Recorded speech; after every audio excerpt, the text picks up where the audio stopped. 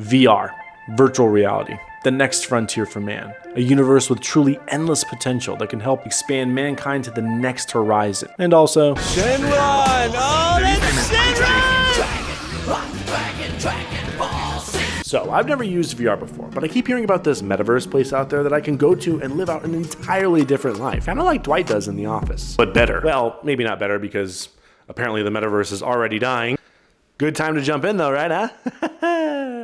Ladies and gentlemen, the goals are simple. It's time to jump into VR, learn the systems, navigate the trenches, find a crew of homies, and then conquer all of digital existence. All right, and then that grabs there. This is crazy. All right, so we got a gun.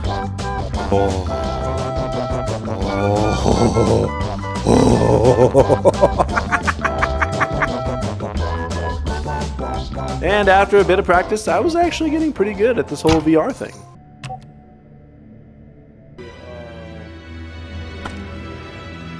It's mine.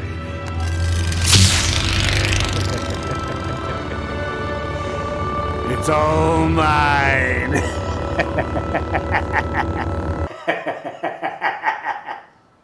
Now it's time for me to go into the world that I had been preparing for so much. The first place I went to was a world made of music. Basically, it was a tunnel that you went to and it had a bunch of lights that flashed to the beats and the rhythms. This is where I found the first person I was ever going to speak to in VR. And his name was Dilly Doo. This is a stupid question, but am I in the freaking metaverse? Yes. I'm not sure what the metaverse necessarily is. All I know is that this is VR chat. And by the way, no stupid questions. There are no stupid questions if your intent is to understand. What is this new online world? No one was yelling at me and arguing with me like the game lobbies of the past, and not one person had threatened to bang my mom. Honestly, everyone was so nice to me, and I really just... Fucking trees? Is that all y'all have?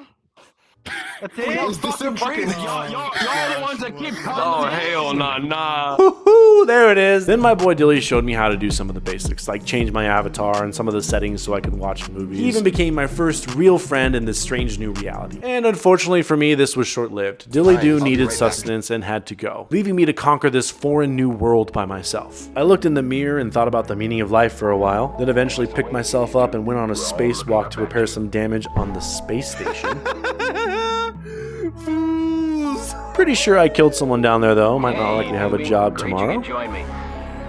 Let me pull down those shades for you. Finished out my solo adventure, duking it out with Darth Vader, something that was absolutely amazing, but you know, I was still missing something. It was time for me to find my tribe, my people. I needed to find a crew of homies that accepted me for who I really was. And that's when I met You also Burnsy. search for worlds as well. Like for example, you can find a really good trunks. There's a lot of trunks which you could find. And Burnsy was a true gentleman. He noticed my username, then took me to a place where I could find an avatar that allowed me to fulfill one of my greatest childhood dreams. And then he showed me how to turn Super Saiyan 3. Yo, let's go.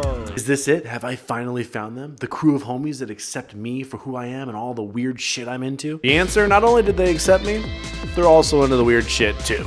Oh, you gotta be kidding me. That's so sick.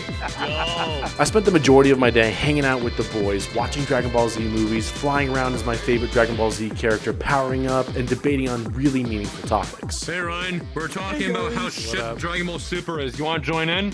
Oh, it's Dancing Yum. Troika got exploded by a Cyberman. Yep. At the end of the day, the goals were to learn the mechanics and use VR, find a crew of homies, and conquer the digital landscape. But like most goals in my life that I tried to pursue, I ended up falling short, getting distracted by Dragon Ball Z. Conquering the digital landscape will just have to wait.